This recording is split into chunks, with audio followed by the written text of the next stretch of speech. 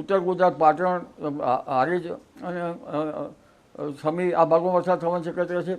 બનાસકાંઠાના ધાનેરા વગેરે ભાગોમાં, વાવ, થરાદ, પાલનપુરના ભાગોમાં વરસાદ થવાની શક્યતા છે.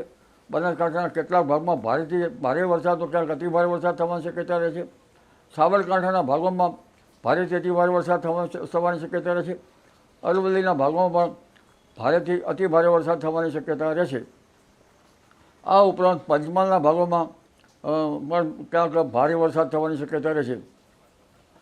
મહીસાગરના ભાગોમાં પણ ભારે વરસાદ થવાની શક્યતા રહેશે.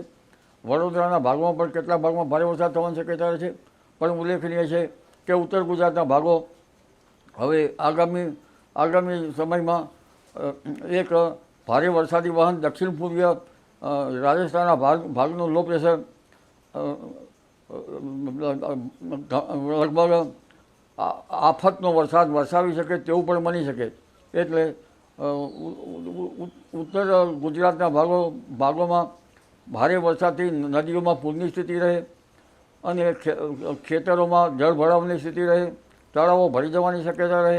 એટલે આગામી 48 કલાક તો ઉત્તર ગુજરાત માટે ભારે છે અને ત્યાર પછીના 72 કલાક પણ ઉત્તર ગુજરાત માટે વધુ ભારે છે.